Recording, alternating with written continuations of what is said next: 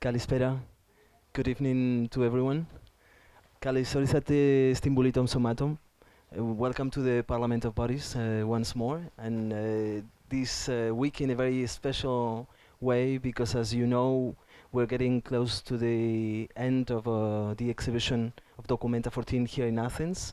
So this is a very special meeting for us of the Society of Friends of Ulises Carrión, that Arnisa has been animating, really being the, I would say, the soul and the body of this Society of Friends of Ulises Carrión. And therefore this will be the last meeting of the society before the closing of Documenta in Athens, which doesn't mean that this will be the last meeting of the society, because maybe the societies will endure and last longer than that Documenta in the city maybe. So we will see. But today we're especially happy because we have with us Ross Birrell, that just arrived from Kassel, and we will be doing a kind of a Ross Birrell becoming a member of the Society of Friends of Ulises Carrión, because I think that there are many different ways in which basically they are connected, like underlying ways, and Arnisa will let you know some of these connections that made us think that basically Ross Birrell could be like an outstanding member of this society for today. So it is my great pleasure to introduce you to Arnisa Segel, who probably you already know by now, and also Ross Birrell, one of the artists of Documenta 14, and Arnisa will tell you a little bit more about it. And I give the floor to Arnisa. Thank you so much. Thank you so much, Paul. Hi, welcome everybody. So, of course, I see many faces that have been following and have been members of the society for a while, but also some new faces. So it would be important maybe to say a little bit, few things.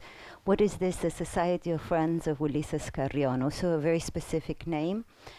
Ulises Carrión was an artist that had a mustache. He was a Mexican artist that lived in Amsterdam. Sometimes, because in some of the meetings we have had some of the members that keep coming, and then one of the internal jokes of the Society of Friends of Ulises Carrión is also the Society of Friends of the Mustached Man, but hence the comment. But in general terms, he was an artist and writer. He started actually from literature, and he moved to the Netherlands in the early 70s. He became a performance artist there, but he also started an art space about artist books, other books and so, and which later became a strange archive, other books and so archive. But also Ulises Carrión was interested in many conceptual performances, what he called, walking from words, thinking of the relationships of words to the body, of the way in which communication chains and cultural strategies are practiced in today's life.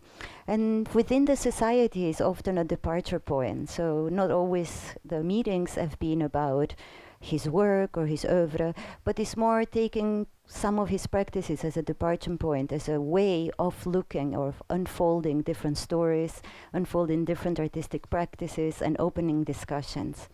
One of them, as I said, was thinking about different ways in which performativity of self, performativity of writing, strategies, communication strategies open up or come up in art and in literature, but also those fringes between art, literature, performance.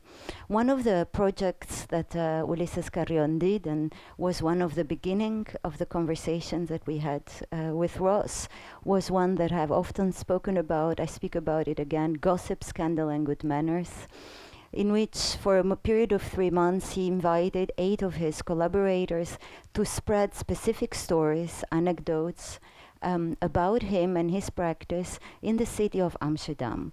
After this period of 3 months, he also gave a lecture at the university. And there were stories like the Stedelijk Museum is going to buy the work of Ulises Carrión, or he's dying of cancer. You know, they still never have. So he was thinking very much of what it means to communicate, what it means to also live as an artist. And yeah, and I was talking about this with Ross. This somehow always was connected to reading. He often looked at different reading practices, even when thinking of communication strategies. With Ross, we started talking about the figure of Hermes, which in Ross's case, it's both a figure and inspiration. It's also the name of a horse, as we'll come to here. And thinking about how a rumor spread. What does it mean to go from one place to another? Or what does it mean to hear a story in Greece and then have it heard again in Bulgaria or maybe in Kassel? So this was one of the beginnings of poems. And this Hermes, which is also the god of communication, and maybe also the god of miscommunication, brought us to many instances that we'll go through tonight. One, a series of works that Ross, a work or an ongoing work that Ross initiated, and he will talk very shortly now about, of different horsemen going from Athens to Kassel. Second, issues of reading. What does it mean to read? This is also a contribution that Ross made for the reader, the publication of Documenta 14. Issues of reading, some practices of reading, so we will have also a reading. I'm very happy we have with us Katerina Tselu, my dear colleague, who will be doing a special reading, and myself also. And then the latest publication of Ross, which is called The Parasite. And The Parasite is a title that is a word that has come up also, thinking about a parasitical relationship between maybe reader and book, but also opening it up to bigger questions, which is a reflection that we will invite all of you to participate, what it means to be a parasite. So I hope this gives an overview. And now I pass it directly to Ross. I hope the film is ready. Is it? Maybe you want to say a few things about Hermes or just the film. Good evening. Evcharisto, I apologize for speaking in English or in a kind of tortured English, being a Scotsman. So I'd like to thank Anissa and Paul and Adam for the invitation. I'll speak slower. Okay. So hopefully you can hear me okay and follow me at least, as I have followed the development of some works for Documenta. So this evening, I really wanted just to pick up on, I'm very honoured to be invited to be an honorary friend of the Society of Friends of Ulises Carrión, because his friendship is also vital, I think, as a way to work. I work with, I am an ensemble. I work in collaboration with society, an association of friends, in order to develop work, and the work that I make would not be realized without such friends. And so as friends, you live inside each other. Okay? You think of your friends, you look after them, you care for them. Sometimes you don't see each other for many years, but your friendship is still the thing there. So you inhabit one another's heads and hearts. So in this sense, we move from the subject to the intersubject to the parasitical. And it's not to make it negative or pejorative, but affirmative. So this is something that I was trying to introduce by moving between a body of works to alight or land upon this term later this evening. So the films that I'm going to show you are really largely the results of conversations and friendships and collaborations and ensemble works, as well are the text, which are collaborations with the original authors, sometimes without their knowledge or approval. So, but when you said that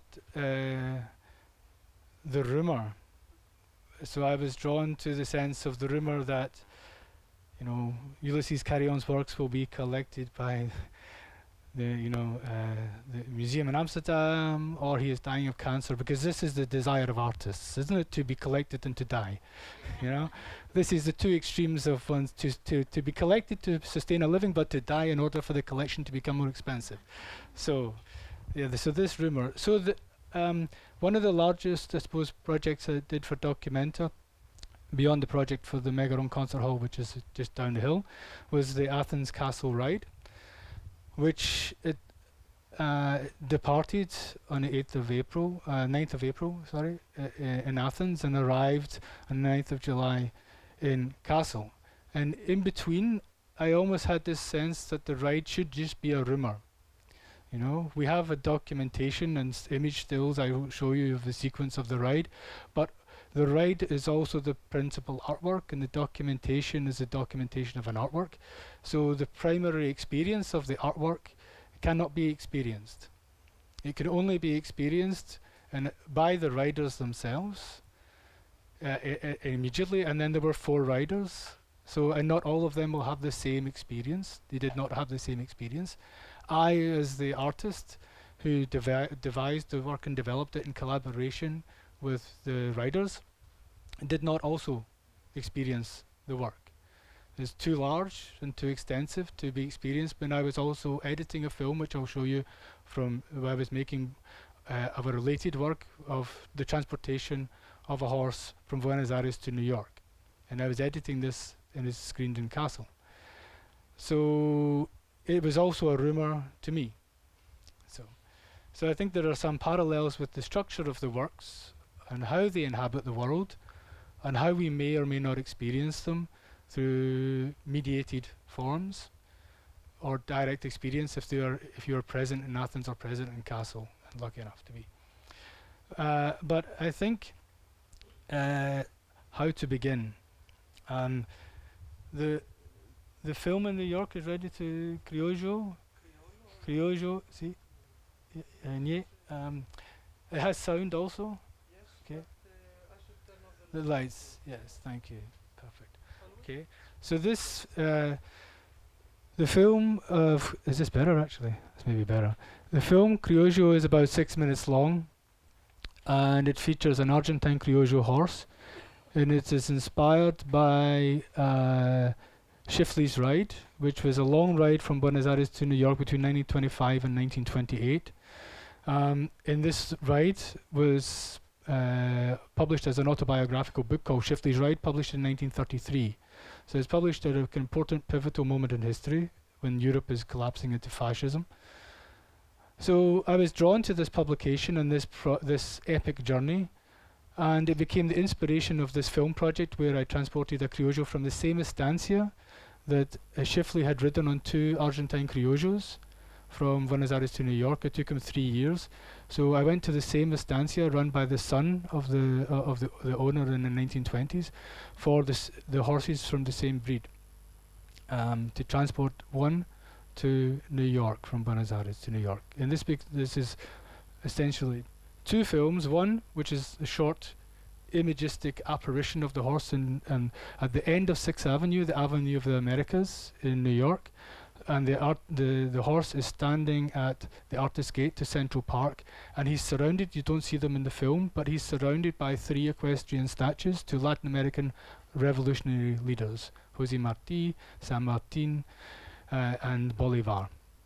Okay, so he's at San Martin is also the copy of the statue in Buenos Aires, which was originally gifted to Washington as a copy, and then a copy to New York. So he's filmed and photographed each of these statues as he moves north. But for this short film you don't see them. There's a second film which follows the whole journey, where you see the equestrian statue in the political historical context. It just so happened that the time when we were filming, between January and March, there was the inauguration of Trump. So the inauguration of Trump was closely followed by this travel ban, and the same week we were importing the horse into the US. We managed to successfully import the horse to the US the same week that an Argentine curator could not get in to New York. So we have this shifting kind of biopolitical kind of position. The animal and the human in relationship to the legalities. There were many legalities that we had to overcome to make the film, and the politics of the public sphere.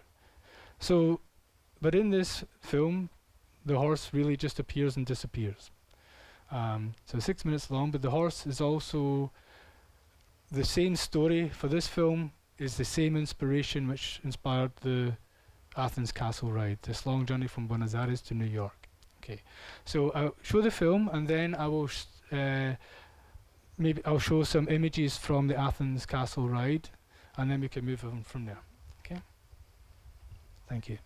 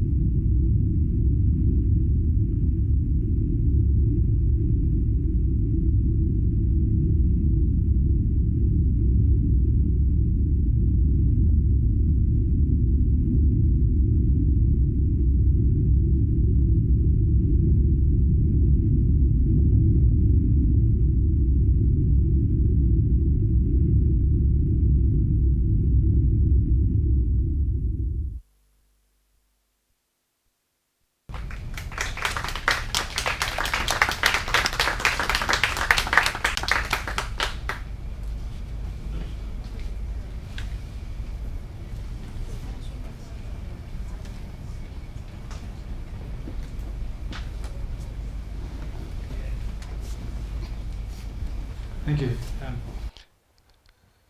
So we're going to move immediately to, well, I thought we would show Athens-Kassel Ride. Do you want to talk after that? After the other film. For sure, the second film, okay. So then we move to a very different context, which is the film which is in the Gennadius Library, not far from here either, which is called A Beautiful Living Thing, which I made in 2015 in the aftermath of a devastating fire at the Glasgow School of Art, where I work, where I teach, and where in the building where I've taught for 20 years, which was the Charles Rennie Mackintosh building of Glasgow School of Art. There was a fire on the 23rd of May 2014 during the installation of the degree show. Luckily, there was nobody injured or no fatalities in the fire. The fire raged for over a day, really. But what it did destroy was the entire west facade of the art school, which what lived within it in the art school was the Mackintosh Library, which was this very beautiful interior designed by Mackintosh himself in a kind of Gesamtkunstwerk. So it's recognised as an icon of early 20th century architecture and design in Glasgow. So I made this film in the aftermath, or I was involved in the actual clearing up. Like 2 days after the fire, there's about 300 of the staff worked with the Fire and Rescue Department to reclaim the archives from above the library, which were kind of still semi-derelict or so on, but we had to retrieve the fragments in order to ascertain what had survived the fire or what was damaged in order to make an inventory for the insurance and so on. So going into the building in the aftermath of the fire, what I saw was actually a new composition. So the fire had collaborated with the original Mackintosh architecture to create a new composition, and that what we were doing when we were retrieving the objects and debris was altering the composition, again, intervening again. So I was really at pains to try to make a film which documented the new composition as a composition before it was destroyed again. So this gave rise to a series of films called A Beautiful Living Thing. So because these are Mackintosh's own words to describe a work of art. A work of art is a beautiful living thing, more important than life itself. So when walking through the building, people were also in the bar the night before attending like a wake, crying because the building had been destroyed. But Mackintosh's own words, a beautiful living thing, the building was still alive, but just in a different form. So you had composition, Mackintosh's original composition, and you had fire, which improvises according to the fuel it can eat to sustain itself, like a parasite, so it eats that which it lives off of, the body it lives off of, and it destroys it eventually, or creates something new, a kind of third space. So I have these two sequences of films at the present, composition, where I made a musical composition in relationship to a body of works that I'd been making previously, music composition for film and architectural spaces. And the second film, which will be shown in Kassel in September, which is also called A Beautiful Living Thing, but works with the Glasgow Improvisers Orchestra, where the orchestra come in and improvise in all in the building, 4 floors of the building, a year later. So this film is about 13-14 minutes long, and really moves into the library and then out of the library into the rest of the building. And one of the central parts is a performance of a solo violin piece called A Beautiful Living Thing, which I composed from the notation of transcribing Mackintosh's own words into notation, and it was performed by a member of the Royal Scottish National Orchestra, very kindly. So it tells you all that in the credits also. But it was a collaboration also with Hugh Watt, who I've worked with for 10 years, and Joe Crotch, who's a member of the the School of Architecture in Glasgow School of Art. So it was a very emotional thing for everybody at Glasgow and also around the world. So the film tries to capture that emotional resonance that the building had, but also, and to dwell in that, but also to see that the building is porous and open to the city, because all the windows were blown out, so all the sound of the city comes in to the building. So what you hear in the soundtrack is something which is recorded in situ. Okay, so it's a bit rough and ready for that.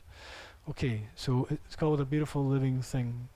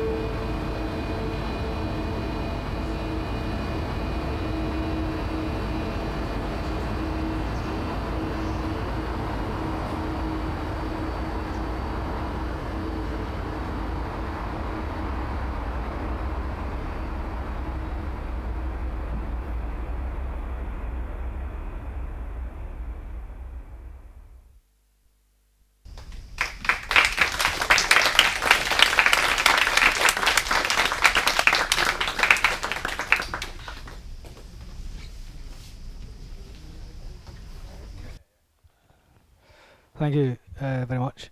Not sure what to say following that anyway, but I think we're going to move now to reading some text work. Is that right? So, thank you, Ross.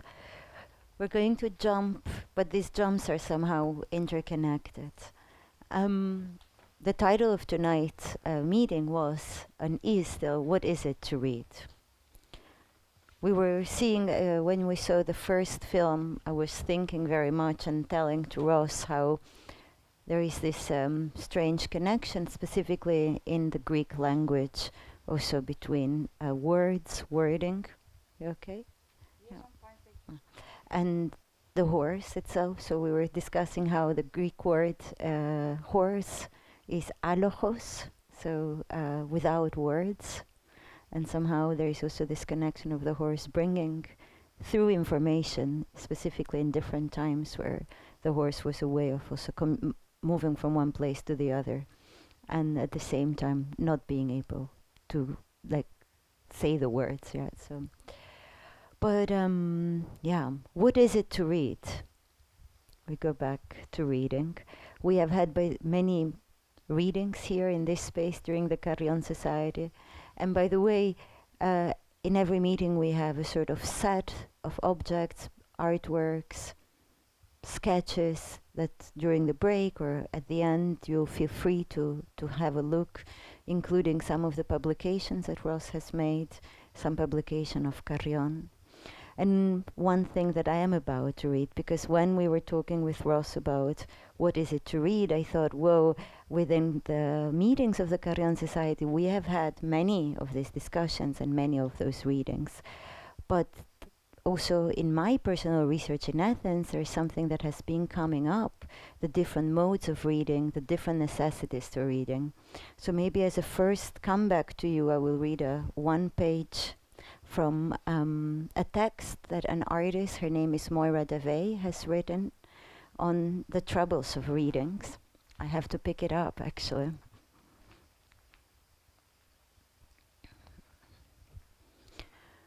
Thinking often of why do we read and what do we read, and part of that reflection had also been a realization, do we read internally, do we read out loud? What is the inner voice coming to be when you are reading internally, when you're reading silently? And realizing, of course, that reading was often a very noisy affair because it was often done out loud. I remember a text by St. Augustine talking about his teacher, how he could read for like 5 seconds silently, and that would be such a great achievement. But also there is something of destiny, the books calling for us, and I was thinking very much also of those books in the film, a sort of personal relationship. Moira Davey, who is also an artist participating in Documenta 14, you can see her work at the AMST, at the Contemporary Art Museum, is an artist that has also come back to reading and writing. How do the words of other writers, or how do the words of the past live through one's own body when reading? So I will just read one page from this. And you can find this essay online as well. The title is The Problem of Reading, from 2003. What to read is a recurring dilemma in my life. The question always conjures up an image, a woman at home, half-dressed, moving restlessly from room to room, picking up a book, reading a page or two, and no sooner feeling her mind drift, telling herself, you should be reading something else, you should be doing something else. The image has also a mise-en-scène, overstuffed, the image has also a mise-en-scène, overstuffed, disorderly shelves of dusty and yellowing books, many of them unread. Books in piles around the bed or face down on a table. Work, prints of photographs, also with a faint covering of dust, taped to the walls of the studio. a pile of bills, a sink full of dishes. She's trying to concentrate on the page in front of her, but a distracting blip in her head travels from one desultory scene to the next, each one competing for her attention. It is not just a question of which book will absorb her, for there are plenty that will do that, but rather which book, in a nearly cosmic sense, will choose her, redeem her. Often what is at stake, should she want to spell it out, is the idea that something is missing, as in, what is a crucial bit of urgently needed knowledge that will save her, at least for this day. She has the idea that if she can simply plug into the right book, then all will be calm, still, and right with the world. So this is just a small excerpt from it, but I thought it was important to bring it up here in the different modes of readings that we have experienced. What is it to read, again? Because this is a question that Moira Davey in a way answers, but it's also a question that Ross, you have been busy with.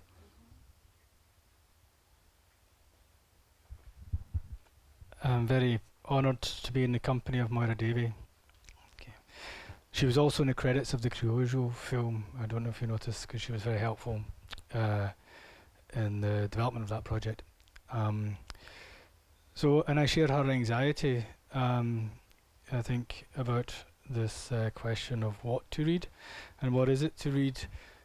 So it's the title of the text, which is included in the documenta reader in English, Greek and German. And just going back to translation and the word horse in Greek and the word horse in German is Ross, which I discovered in the process of making this project. Yeah, so my name is Horse. So it was meant to be. My twin brother's name is Duncan, and Duncan translates as donkey. So I'm a horse and he's a donkey. I did think at one point that I would do Athens and he would do Kassel and nobody would notice, but so because we're identical. Anyway, he says I'm a parasite because I stole his womb space. So what is it to read is a text which is from readings. So I made a body of work, and the Athens-Kassel Ride and the Carrión film are really the latest iterations of a body of work called Envoy, which are involved in either the reading or the gifting or the throwing of books in symbolic locations, or the passage between two locations of an object. And they're not always performed by me. The first one was performed by a fellow Scottish artist, Dominic Hislop, and one before an exhibition in Basel was performed by my good friend and collaborator, David Harding. You can maybe just play it. I won't talk about them, but you just play them. It's called Envoy. It's called Envoy PowerPoint. And just if you just set it to play. No, not Castle Talk. It's just called Envoy. Or maybe you didn't copy it because we weren't going to show it. If it's not there, then it's not an issue. Okay. Just imagine in your head. Okay.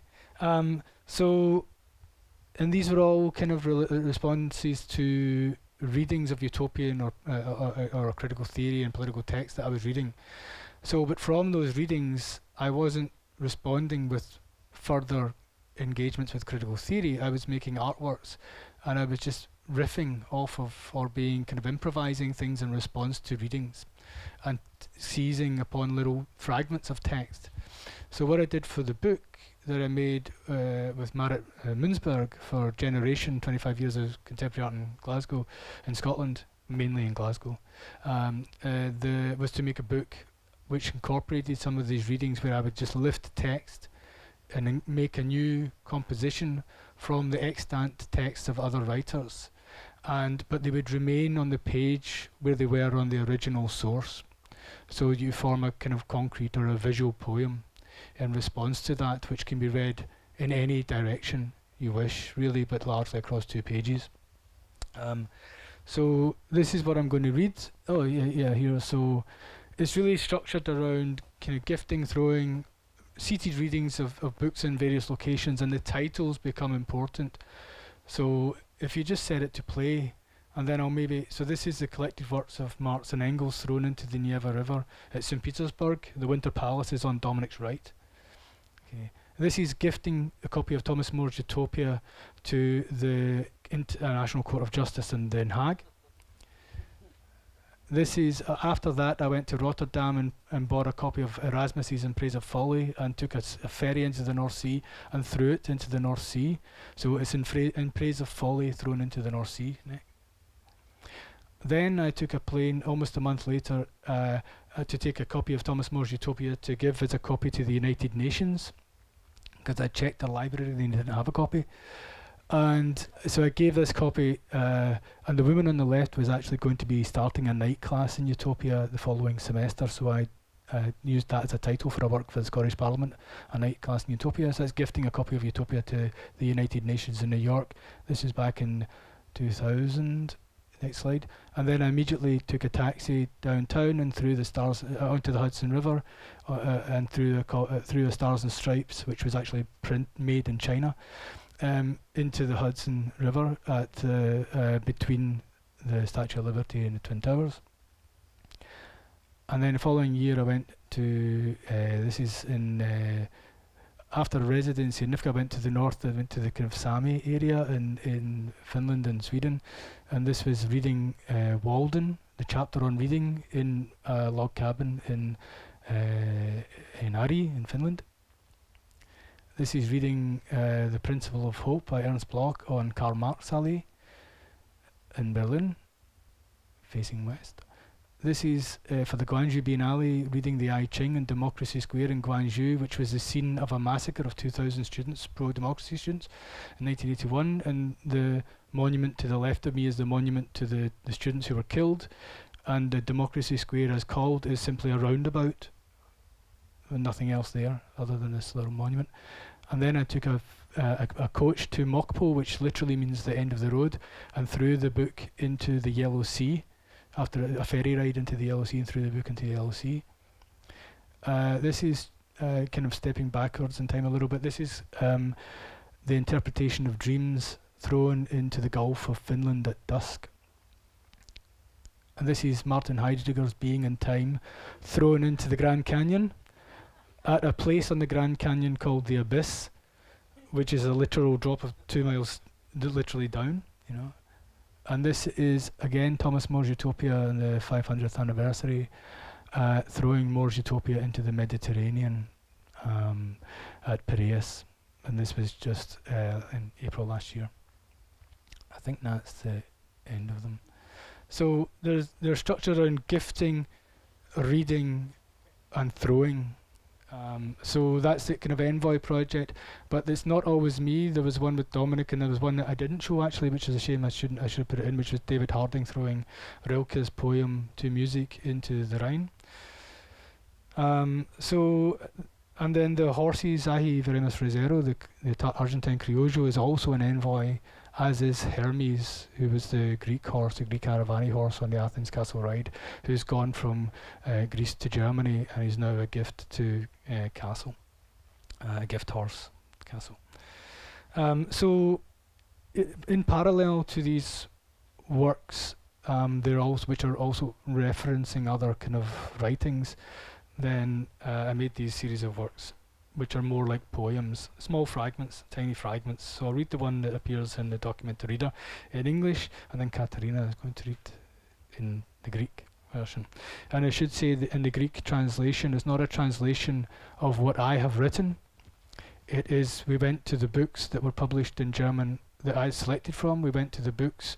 So in the reader, there's about 20 books, and in the original publication version, and in this version, there's like eight books, because those were the ones which were all available in English, German, and Greek. And we selected. We went to the Greek the Greek translations, or the German originals and translations, and where the words were present, we used the published translations in the place where they were. So you get 3 variations of concrete poems, and sometimes the words aren't present, so you have to then work around that and make a variation. So this text is also a variation of the original. So what is it to read? Oh God, I've not got my reading glasses. So actually also my job in Glasgow School of Art is, I'm not a professor or a lecturer or a researcher, I'm a reader at Glasgow School of Art. That's my professional title, a reader. So hence the short-sightedness, the lack of eyesight. God, Adam, you're blind. Okay, so. Okay, what is it to read? To know the essence of the body dressed in its words, between the imaginary and the true, between the essence, become the object given. Uncertainty unfolding in the eyes, observed. Ecstatical horizon, future in the process of having been, a vision held. Nothing in destiny can be defined. Something gets a hold, has dominion. That is what I try to show you. The thing given is alive. Monster child. Envoys from the zones of human crucified, in whose employ? Books must be read as they were written.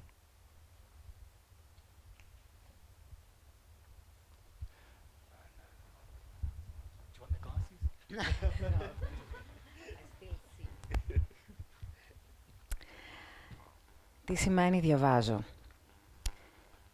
Τι σημαίνει διαβάζω? Γνώση της ουσίας είναι η αλήθεια με ένδυμα της λέξης της. Θεωρία της διαφοράς φανταστικού και αληθινού ανάμεσα στην ουσία.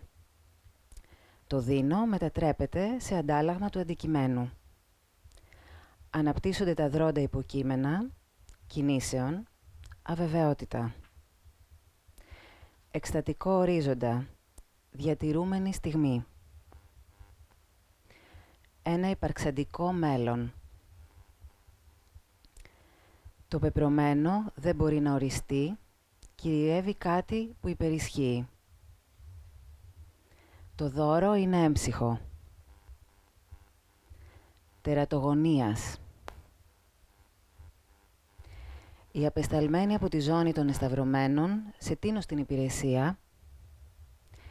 Τα βιβλία πρέπει να διαβάζονται με την ίδια περίσκεψη με την οποία γράφτηκαν.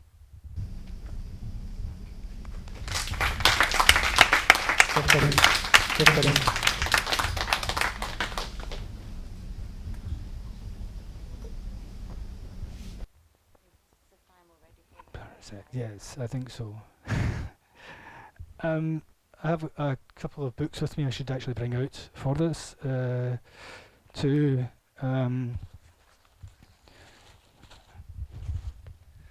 I do this in honour of my good friend, the very late departed Gustav Metzger, who walked around the world with polythene bags full of stuff, and whose work I taught on auto-destructive art. I taught in the Glasgow School of Art for 20 years, so I was already predisposed to be interested in destruction in the face of art.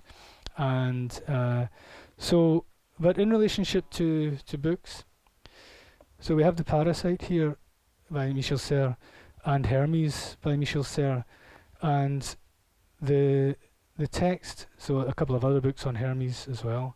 So Hermes is the horse, the Greek Aravani horse, who's gone on the Athens-Kassel Ride from his birthplace in Arcadia in the Peloponnese to join a herd in Germany. But Hermes, I named him Hermes after the god of border crossings, god of commerce, the god of theft, the god of music, and so many other things. And also he's a stallion, so he is going to breed as well, so he's going to disseminate throughout in a kind of subterfuge and spread, and he'll continue. So there's a sense of a viral question as well, but also this just sense also of joy and life and kind of overflow. So because you have with Nietzsche, you know, the Apollonian and the Dionysian, but you have the Hermetic in the dialectical kind of unity. So Hermes is also speaking to this history of aesthetics as well, and a new aesthetic, maybe of the open. So, but Hermes is named after the Greek god, but also in response to the reading of Michel Serres, or the writings of Michel Serres. And I was also interested in the Parasite of Michel Serres. So when I was looking at doing a new, what I wanted to do was to make a kind of new book in the form and follow this form of the translations and publications that we've done for What Is to Read in relationship to the documenta reader, and that process that we used to find the books in the English and German and Greek. But Michel Serres, yeah, you can hand them around as long as I get them back. The Parasite, it wasn't available, but also at 400 pages or so, it was kind of too long for me in the time scale that I wanted to develop the piece in response to. So what I looked at and what I found, just coincidentally, was that the same title had been used by Arthur Conan Doyle, the short story writer, and the detective fiction of Elementary, My Dear Watson, Sherlock Holmes, and so on. But he was also interested in spiritualism and mysticism, and it's the debate between rationality and the kind of hermetic knowledge and the kind of exposed, transparent knowledge realms.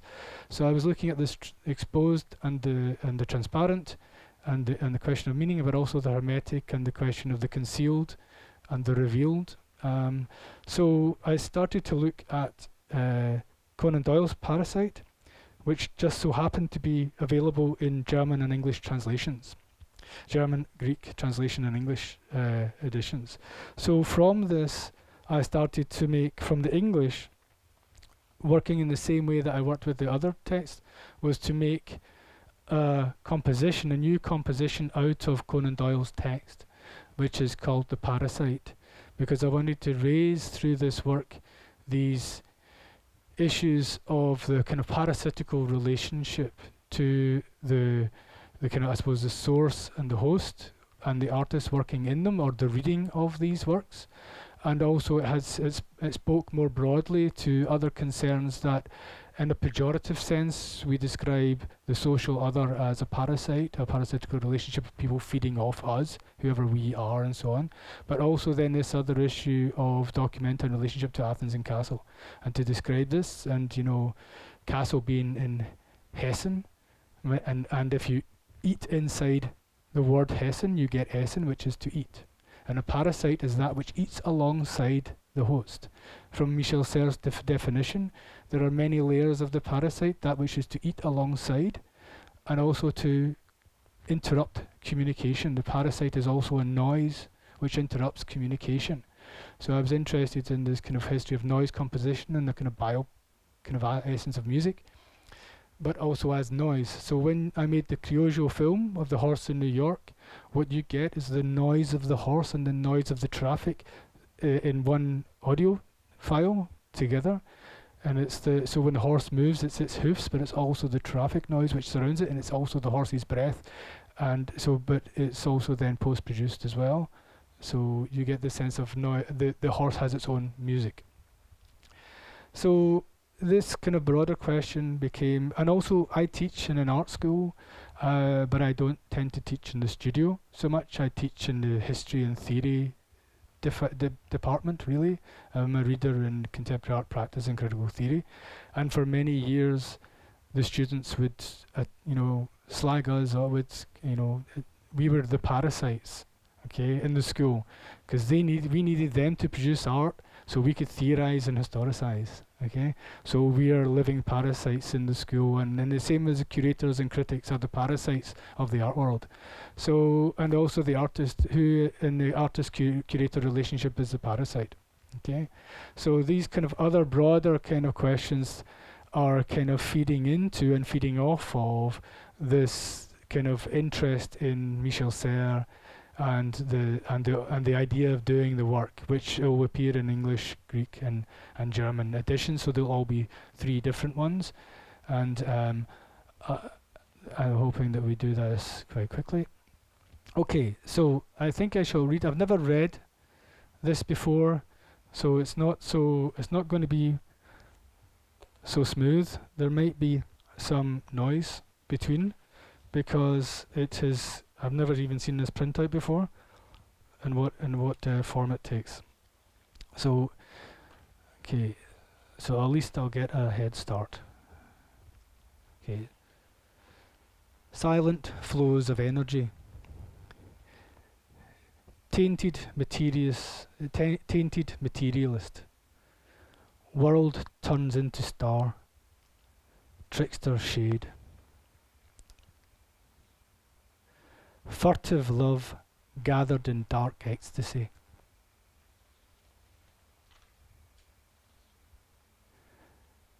Strange words recover the open. What comes of being a visitor? Rough instrument of thought, understand the gift of finding. Threshold of sacrifice. Shadowy, monstrous eyes. Without words, a passion.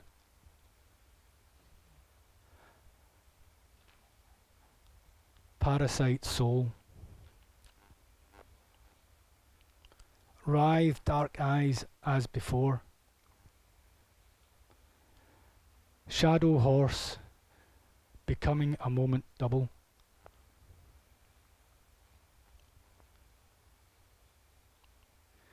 Future creature.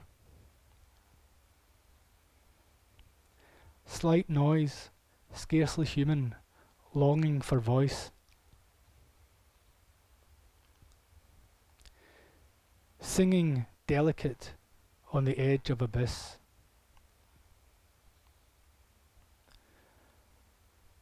Perpetual suspension of message.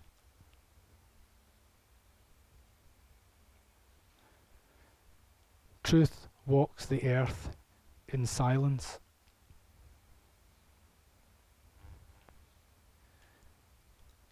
The other, parasite. Sound creature. The end.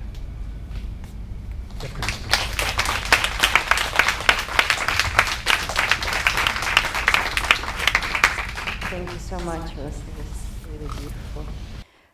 As Ross mentioned already, we were thinking the title is What Is It to Read, but the undertitle of this evening is also The Parasite.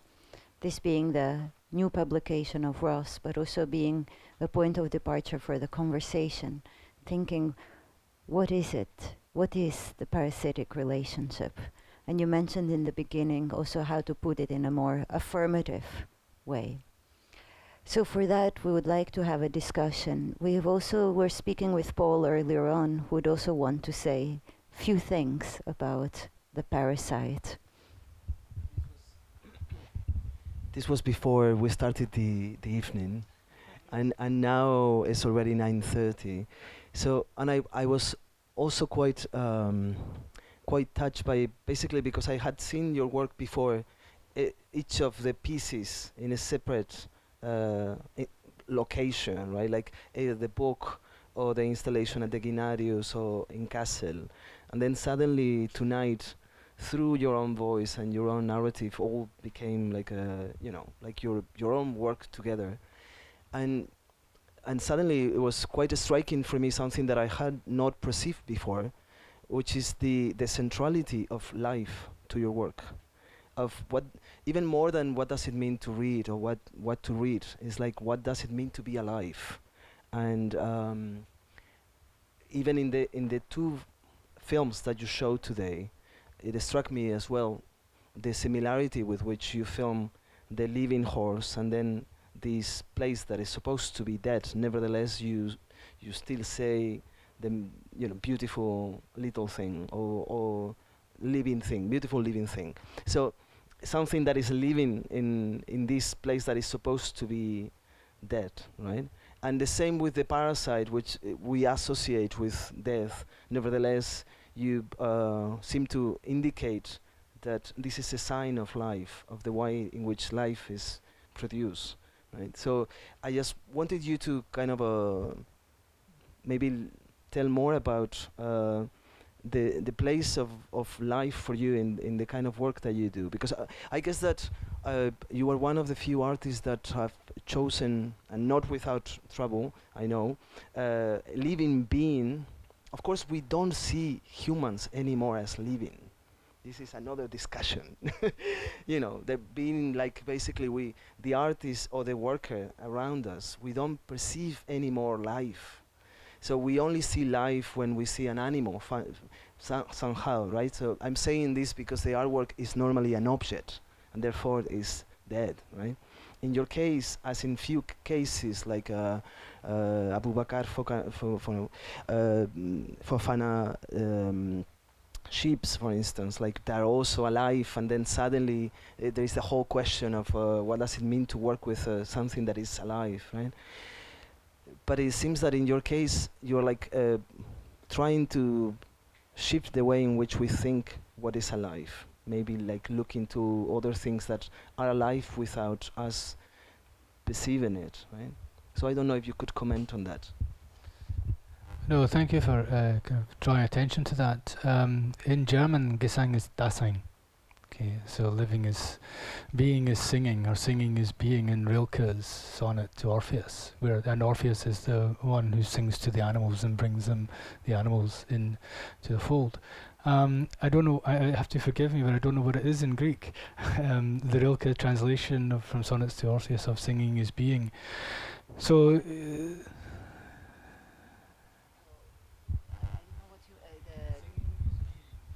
το να τραγουδάς είναι να είσαι, in like current Greek. Άρα το τραγούδι είναι το είναι, κάπως έτσι. which is a line from Rilke. So yes, so to kind of find the life in a sense, and this maybe speaks about, or speaks to, the work which I didn't speak about in the Megaron with the soprano, with the Syrian soprano and the Syrian Expat Philharmonic Orchestra, which was to all those people that are alive and working as well, so to bring them as workers and to live and to sing. Yeah, and so this film, which is also in Kassel, called Lento, which is based on the first movement of Gorecki's Third Symphony, Symphony of Sorrowful Songs, which was performed in the opening weekend, public weekend at the Megaron by the Athens State Orchestra and the Syrian Expat Philharmonic Orchestra. And Rasha Rizk was the soprano, and this film with her just has this vitality, this kind of essence of, through the singing voice, kind of almost existence in extremis. So very much so, and to work and to collaborate with other individuals and groups and organizations, then you keep it alive. And when I was asked at the launch of the Athens-Kassel Ride at the Dionysiou Areopagitou, why I was interested in working with the animals and the horses, because my answer to that really is because art is alive. Art is an animal, art is alive, you know, and so that an animal isn't simply the object in space. The animal is the animal and its environment which it passes through, inhabits or passes through. So you get the transhumance of the animal, and it moves through, and it's a living thing which will move away from you or move towards you. Like a horse is a fleeing animal and a pack animal, herd animal. So they'll they have a sociality, and I've learnt their sociality through the process of doing this project. But art is an animal, art is alive, and an animal it's the animal and the environment in the work, in the way that an artwork is the artwork and its environment, which includes its discursive theoretical environment. And if that changes, then the artwork changes also. So you don't have this static kind of sense. You have maybe static in terms of, the only way you would have static in relationship to artworks is static as noise, as interference in a Serres sense, but not kind of cessation, not death. Energy does not only doesn't die; it just changes its form. So this kind of sense that life continues.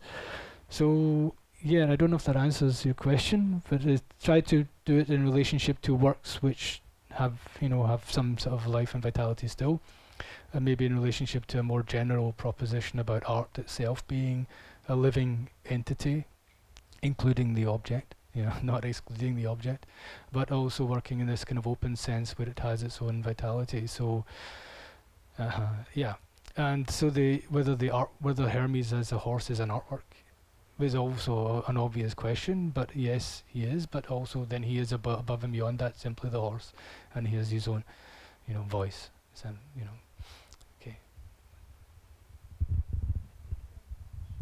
Are there any questions actually already here? Don't we have a second mic? That would be handy.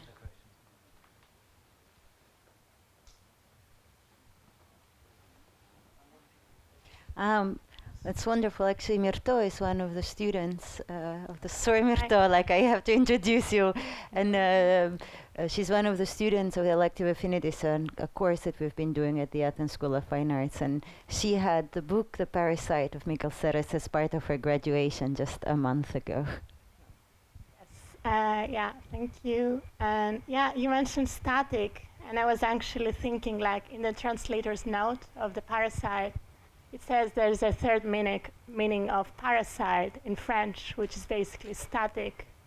And watching your videos, I was thinking about the aspect of time. Like, you seem to kind of slow down time, and this gives space for parasites to be seen and also to develop. And yeah, I was thinking about that, maybe, if you could. It's a beautiful thought. Thank you. Do you want to write the next catalogue essay? No, I agree. I think, and also it's a pace that, because life can also be lived at a frenetic pace, I think, as you all know, in the recent months. So I'm interested in slowness. There are two famous recordings of Glenn Gould's Goldberg Variations, 1955, which is this super frenetic, performance, virtuoso performance, and Paolo Verno writes about the virtuoso, which is why I cast his hand, which is also in the Odeon in Studio 14. And this is the one that was recorded and sent into space. Okay, so what it means to be a human, if you're an alien and you encounter this kind of space object, and you're able to transcode this and listen, if you can listen, and listening is vital, I think, absolutely, to everything I do, most recently anyway, try to listen to make work. And this sense of, like, if you listen to this recording from 1955, you understand what it is to achieve as a human, to be human at the utmost of human endeavour. This 1955 recording of Glenn Gould. In 1981, he goes back into the studio in St. Mark's in New York and makes another recording where he says, I understand slowness now. And it's like a good 6 minutes. The same composition is 6 minutes slower. And this is because he understood and embodied slowness in the performance. There are still absolutely incredible moments of velocity in the virtuosity, but the virtuosity of slowness allows the music and the listener to become alive, not to be just a receiver of this virtuosity, but to yourself to become a virtuoso listener. And so I give you all the credit in the world for drawing attention to that slowness. The Athens-Kassel Ride was also like a slow artwork.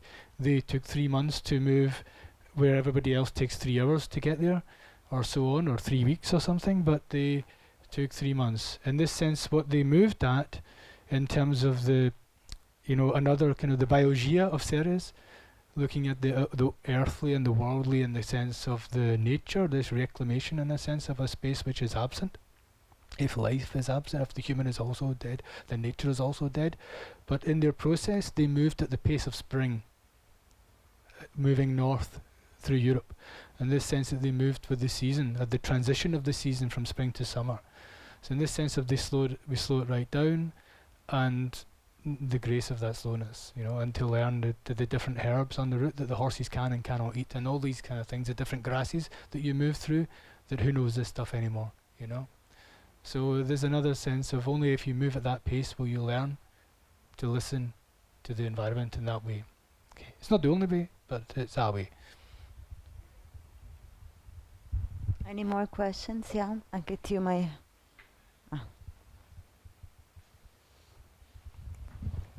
Hi, I'm particularly interested in your reference to Michel Serres. I have studied a lot about how he thinks on specifically Hermes and his knowledge of Hermes Trismegistus, which is the father of alchemy. And his most recent book, Five Senses, actually elaborates more on Hermes and finishes with a very interesting part that I would like you to talk about. Maybe it's the one thing that we haven't talked in relationship to another characteristic of Hermes, which is joy. Actually, he elaborates a lot on the trampoline, right? And how this kind of revealing, concealing, and putting obstacles and all of that, it's not melancholic. It has to do with joy and expanse. And this is something that I think the contemporary misses most of the time. Humor and joy. So. Humor and joy, yeah. Well, we should hang out in the pub and then you'll see humor and joy. Yeah, you know, the works are not, I mean, yes, absolutely, and we're going to talk about this in September in further detail. The works are not detailed responses specifically or to be proscribed by a reading of Michel Serres, the works that I make and so on. You know, they're also equally responses to Rosi Bridotti and other writers and so on, and a body of works and practices. So, but absolutely the Hermes character, which is a touchstone on many occasions for, I mean, there's a 5-volume book titled Hermes by Serres, which is not translated yet, sort of thing, only various editions and so on. So there are a number of aspects in the work. So it's not like a detailed reading in response to a single chapter or so on, you know. But I think these questions of joy are absolutely central, and this is the sense where we normally encounter that in the sense of the Dionysic and the question of Nietzsche's definition of art as Rausch, you know, as intoxication, and the sense of the joyous intoxication of the Rausch. And this is also part of the thinking in a body of other works that I was making. Another piece I made in relationship to Glenn Gould in relation to Rausch.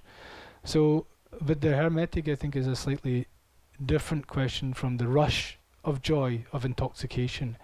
The Hermetic is slightly different in that sense, where Dionysus is the god of wine, but in sense of the intoxication. But as you know from Michel Serres, you know, cultivated reading of wine in his response to 1951 or whatever it is, white wine that he's reading, a whole chapter evolves from this sense of, so it's not, it's a kind of differently tempered kind of response. And this is why I was looking at this kind of Apollonian, the Dionysian, and the Hermes, and it kind of maybe a different kind of pathway for understanding both these.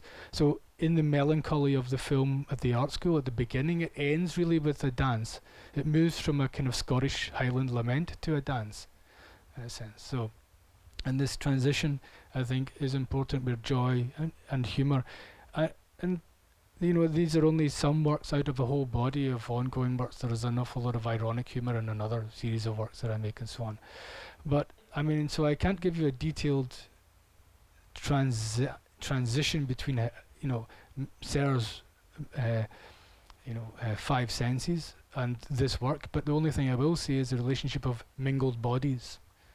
You know, so the Criollo film that you saw at the beginning. One of the reasons I was interested in Criollo was the Creole is the etymology of the same word as creolization, and this sense of the mingled body of the Creole, and the horse as a mingled body. The horse is a mingled blood of Arab and Barbary. So the horse, when the horse was taken by the conquistadors to the Americas, then you have this sense of then the mingled life, and this question of the without words, the definition of the horse. I could probably bet that that comes from the centaur, which is the companion species, is the companion with you, the human, with words, and the companion without words. And the mythology of the centaur evolves in response to the centauro. Yeah, these are humans who lived on the horse, on horseback, and this is how the myth arrives, in this sense of that who speaks and that who cannot speak. The Pasolini movie of Medea cannot speak. So there's a whole host of other references you could go in, but this sense also takes us from Serres to Rancière, in this sense of the sense of those who are permitted to speak and those who are not, the distribution of the sensible, this sense of those who are permitted and those who speak on behalf of. And I never speak on behalf of the riders and what their experience was, or on behalf of the animals, because they have their own voice, of course. You know, I try to give them a voice and a place. But this sense of so the artwork of the Athens-Kassel Ride is a mingled body. I call it a human equine ensemble. It's a mingled body. The Criollo horse that we worked with for in Argentina and New York is precisely the reason it resonated so much was precisely because that reference to the creolization and the sense of the mingled body, and it's not the purity of race, it's the mingled body of the companion species. And this horse is filmed at the end of Avenue of Americas, of all the Americas, and the Artist's Gate, with this revolutionary politics surrounding it, and immediately over the horse's right shoulder is Trump Park. Okay. The real estate owned by Donald Trump. You know, this all came together within, you know, a project which is already ongoing. Trump was nowhere near the thinking of it, but only in the making of it he became one of the contexts. So the horse travelled via Buenos Aires and Washington, and he was filmed in front of the White House and also the statue in Washington. So we engaged with this broader concept of so from joy and humour, which, you know, I think certain people want to stamp out in society, but this idea of the mingled body is closer to the kind of, I suppose, the orchestration of these works. Can I add another stuff and your idea of the mingled body? So you can maybe take a microphone for other people to hear you. Can you hear me? No? I was at the Acropolis. Where is the here?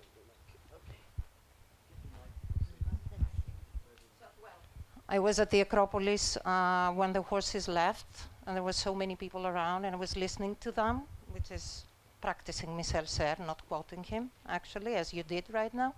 And there was this woman that was looking at the horses, and she asked me, which is ours? Ours meaning Hermes. And I pointed at Hermes, and she said, no, it cannot be that. It's short. Ours must be the taller one. This comes in, it's the definition of a horse. Yeah.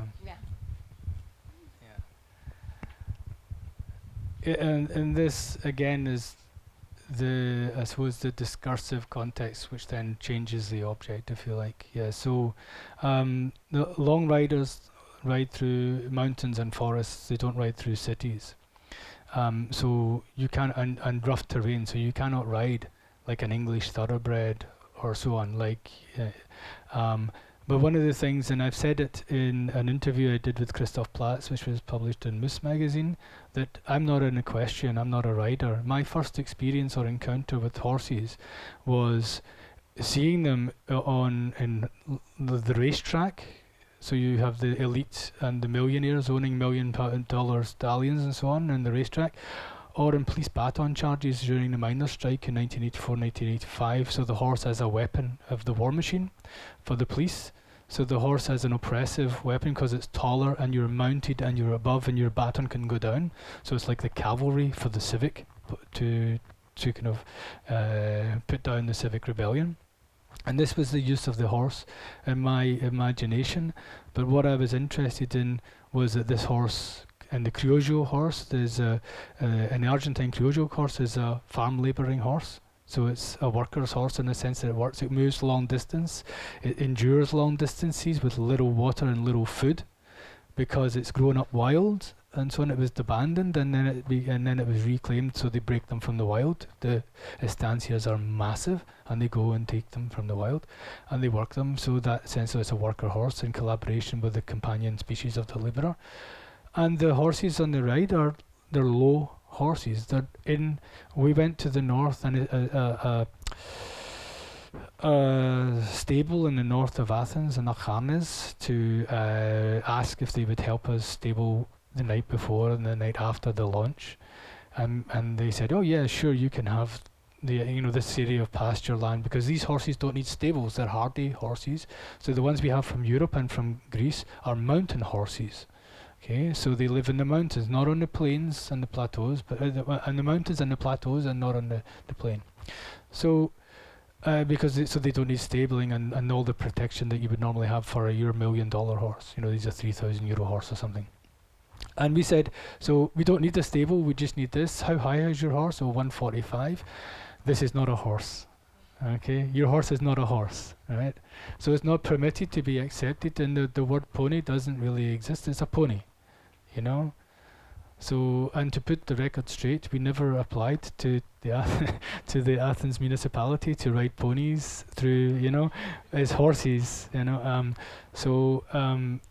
these are endurance horses, but they're not racing. They're not endurance horses against the clock sort of thing. They're endurance horses because of the distance that they can travel, and this sense of their migration north and their ability to endure hardship, conflict, labour, obstacles, and this became a space where we could respond in a different fashion to those other journeys that are undertaken by humans also. So there was this sense of some sort of companionship of struggle, in a sense, without talking about it directly or responding to it, but responding it through a sense of not head on, but through like a diagonal path. And we cut a diagonal path through Europe with a posse of riders, and this sense was also a reference to Hart and Negri in a way. So there's other kind of those theoretical reflections which are kind of woven into the texture of the articulation of a project, which in real sense is so these are not horses. Hermes is but he's a dark horse, he's a shadow horse, so he also changed colour. So he was black when we really jet black when we found him, and now he's dusky grey, he's getting lighter. This is just a natural process of the Aravani, but he changes. So he transits literally through geography, and he transits biologically, and he transits metaphorically and politically, and so on. So there's the Transit of Hermes it's not simply Hermes, it's the transit of Hermes. Okay, so it's important that it is becoming something else, and not a being which moves and remains constant, but a sense of process and becoming. I hope that answers. Thank you. And you said that you will show a few images from the ride itself and the. Yes. I was also thinking of just talking about it. Yeah. We have 10 minutes. We have 10 minutes. We could to do justice to the riders who undertook the journey. There is but it doesn't include everything. It doesn't include the arrival in Kassel, because I had only some images that I made for a talk in Kassel at the opening. So they're only up until like maybe when they're in Serbia or Croatia even. So, but maybe there are some images online that we can look at very quickly. So let me see. It's called Kassel. Kassel. No, that's it. Kassel Talk. Yeah.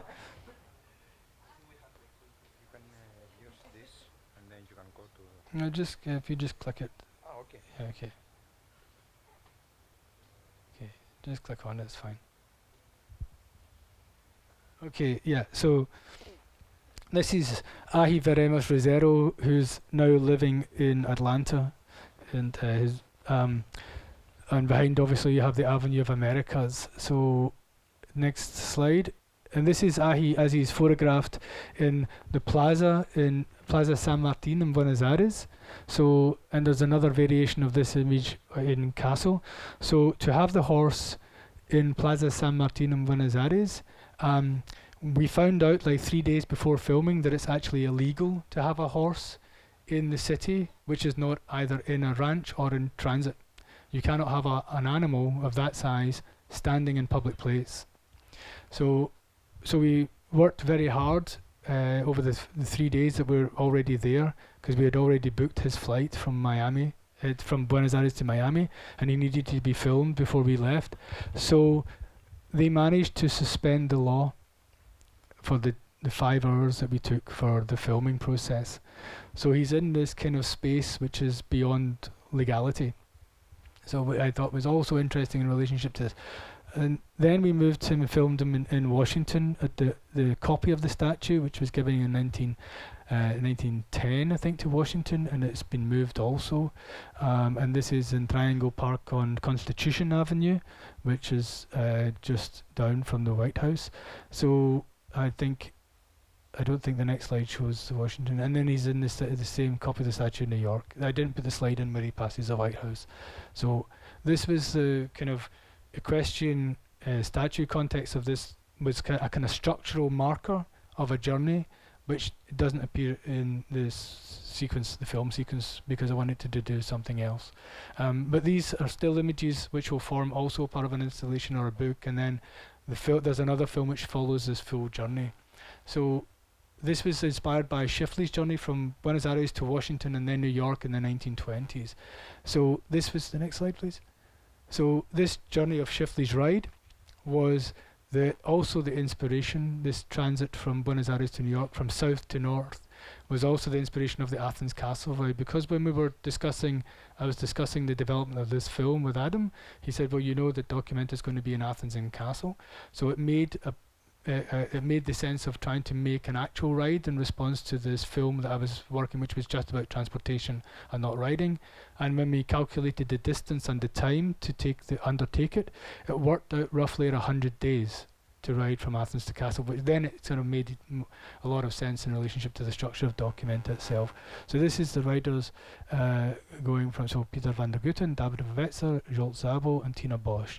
Peter van der Gutten was also the horse handler for Ahi Veremis Rezero from Buenos Aires to New York, and the trail leader for, so an enormous amount of credit has to go to this kind of completely insane individual, but extremely kind of determined to get a job done, in the sense that there's a parallel and affinity. One of the things I was drawn to with the Criollo film, with the idea of mingled bodies, I was also drawn to the sense that Schiffli undertook a journey of arduous and then dedication, which took about 3 years, which on average is the same amount of time it takes to make a film or to make a large artwork. So there's this kind of parallel with making an artwork, which is also then coincidentally he's at Artist's Gate.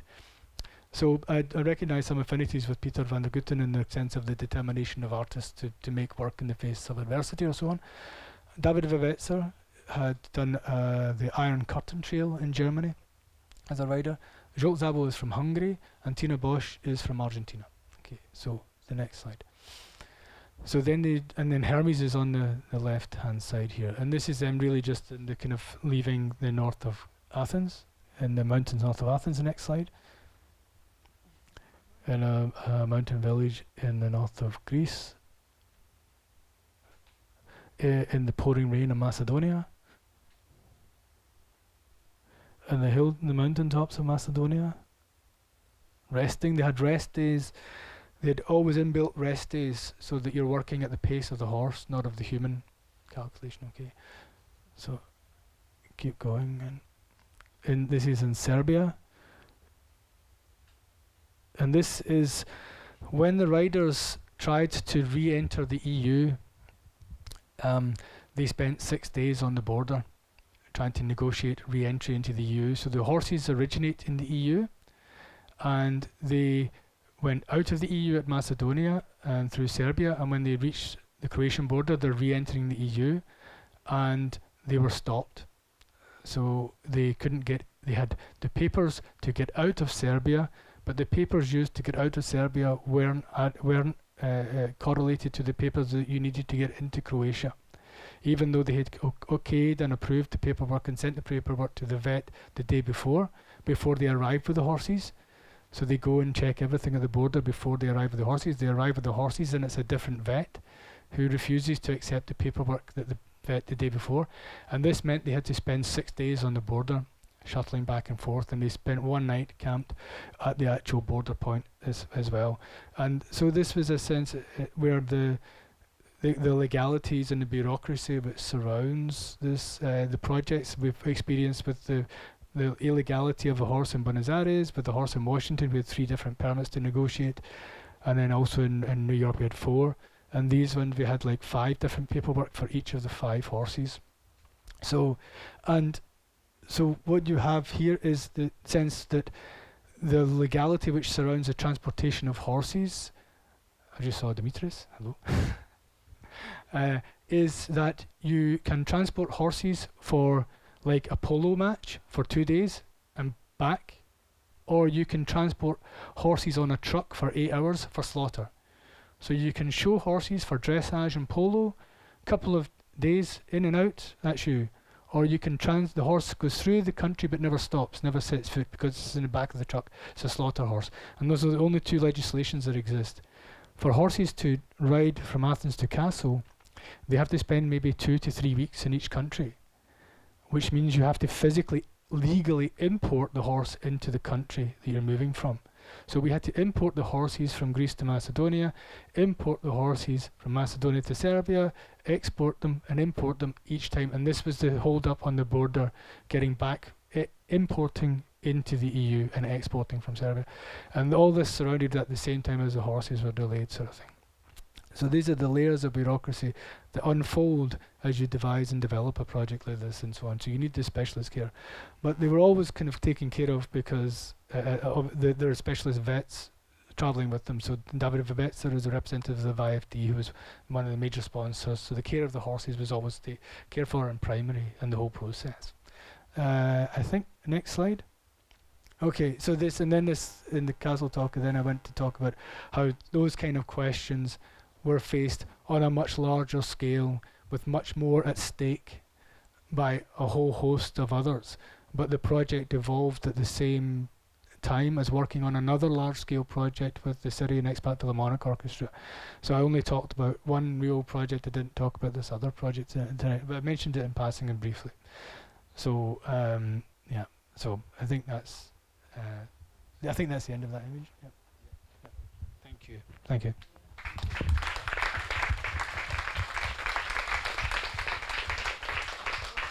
Thank you so much, Ross. I think this is time to wrap up now. It's indeed, as Paul was saying, one of, it's the last meeting of the Society of Friends of Ulises Carrión in Athens within the framework of Documenta 14, as the exhibition is still going. And we see, hopefully there will be other meetings in the future in Athens or Kassel or elsewhere. For sure there are some conversations. We started, I remember, the first day with a performance with my colleague Hendrik Volkerts of Hamlet for 2 voices. It was an ongoing reading of just the names coming in the Hamlet book. And ending up today with Ross, going through Parasites and reading, so it has been a wonderful pleasure. Some of the projects are still ongoing. We have with us Luciano, who is a young Mexican poet, who is also thinking of the Society of Carrión in Mexico City, so let's see how things will evolve. Thank you so much, Ross, Katerina. Thank you, Adam, very much. Paul, whoa, I'm doing some like end-up thank yous now, basically. Yeah, but before you say thank you to everyone, I like to thank, of course, Ross Birrell for being here today and sharing the work with us, but also you for making the Society of Ulises Carrión possible. And of course, we have to say that today we thought it could also be like a joke of Ulises Carrión, but it's really the reality that is Arnisa's birthday. So we thought about sharing a cake with all of you and basically like saying happy birthday to Arnisa.